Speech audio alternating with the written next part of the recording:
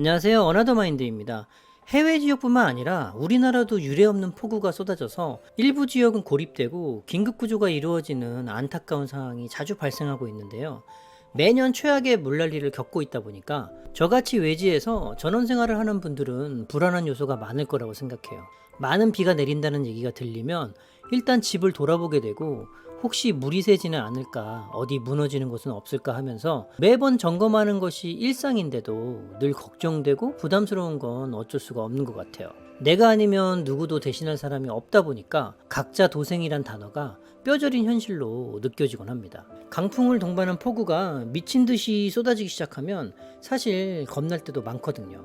창문을 깨버릴 것 같이 엄청나게 퍼붓기 때문에 혹시 이러다가 집에 구멍이 나는 건 아닌지 무너지는 건 아닌지 걱정이 돼서 밤잠을 설치는 경우가 있는데, 사실 몇 년 전까지는 1년에 한두 번 정도니까 큰 문제를 못 느꼈어요. 그런데 최근 들어서는 이런 일들이 너무 자주 발생하니까 집이 견뎌줄지 걱정이 되는 거예요. 심지어 올해 6월에는 호우주의보가 발효되는 놀라운 일까지 벌어졌잖아요. 이렇게 폭염과 폭우가 매년마다 기록을 갈아치우고 있는데 앞으로는 더 심해질 수 있다고 하니까 정말 대비를 잘하지 못하면 큰일 날 수도 있겠구나라는 생각이 들었어요. 그래서 많은 분들께 이렇게 영상을 만들어서 말씀을 드리려고 하는 거예요. 유럽중기예보센터의 세계 일평균 기온 발표를 보면 2023년 7월 3일이 17.01도로 과거 12만 5천 년 중에서 가장 더운 날이었다고 해요. 해수 온도도 2023년 6월 21일 기준으로 보면 평균보다 1.3도가 높았는데 관측사상 최고 온도라고 하더라고요. 뭐 1도 높은 게 대수냐 하겠지만 이게 얼마나 무서운 의미냐면 지구가 더워지고 있다는 건데, 대기의 기온이 1도 상승하게 되면 공기가 포함할 수 있는 수증기량이 7% 증가해요. 이걸 지구 전체로 보면 엄청난 양인 거죠. 그만큼 폭우와 이상기후의 확률이 시간이 갈수록 점점 높아진다는 얘긴 거예요.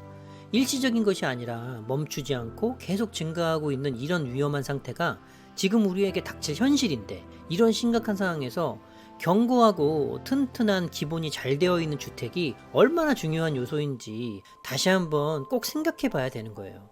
그런데 심각한 기후를 고려하지 않고 특별한 이유도 없이 물과 습기에 약점이 많은 나무를 골조로 하는 목구조 주택을 건축한다는 지인을 보면서 정말 많은 생각이 들었어요. 그분의 말은 물이 안으로 스며들지 않게 시공만 잘하면 아무 문제가 없다고 하는데, 물론 틀린 말은 아니죠. 뭐 개인의 판단이니까 참견한 일도 아니지만 시공만 잘하면 문제 없다, 이런 얘기를 들으면서 저는 개인적으로 조금 위험하다고 생각이 들었어요. 같은 논리로 예를 하나 들어볼게요. 튼튼하고 안전성이 좋은 차를 사서 안전벨트를 꼭 하고 운전을 하라고 했더니 자동차 운전만 잘하면 사고 안 난다, 그러니까 안전성이 좋은 차도 필요 없고 안전벨트 안 매도 된다 라고 말하는 것과 같은 논리 아닐까요?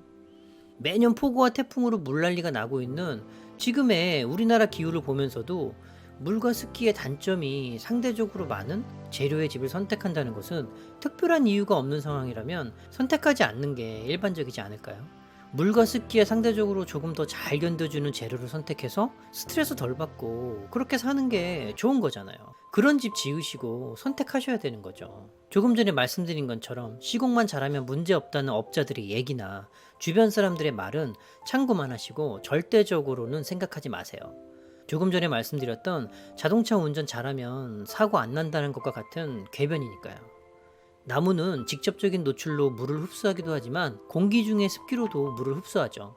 그런 나무가 문제없이 잘 버티기 위해서는 통풍 건조가 필수적으로 이루어져야 하는 거예요. 그래서 예전에 우리 조상들이 지은 한옥을 보게 되면 건식공법을 철저하게 사용하고 모든 공간에 통풍을 고려해서 건축을 했죠. 그래서 오랜 사찰이나 한옥이 지금까지도 존재할 수 있었던 거고요. 하지만 지금 목구조 주택은 한옥과는 다르다는 걸 아셔야 돼요. 목구조 주택은 시멘트로 만든 바닥에 나무로 구조를 만들고 단열재를 넣고 나무 합판을 붙인 다음에 방수포로 작업을 하고 외장재로 마감하는 게 일반적인 방식이에요. 물이나 습기가 침투하면 자연 건조를 기대하기 좀 어렵죠. 아까도 말씀드렸다시피 우리나라 환경은 폭우와 습기가 점점 심해진다고 하는데, 시공을 정말 잘해서 물이 침투하지 못한다 하더라도 높은 습기는 어떻게 막을 수 있을까요? 습기로 인해서 박테리아가 번식하게 되면 나무가 썩는 거잖아요. 내부 깊숙한 곳에서 오랜 시간 습기를 먹고 축적된 나무에 마치 암덩어리처럼 박테리아가 퍼져서 나무가 썩고 심각한 상태가 돼서야 어느 정도 알 수가 있는데, 그땐 이미 손쓰기 힘든 상태가 돼서 많은 비용과 시간을 투자할 수밖에 없는 상황이 만들어지거든요. 그렇기 때문에 목구조 전원주택에 살면 부지런해진다는 얘기가 나오는 거죠.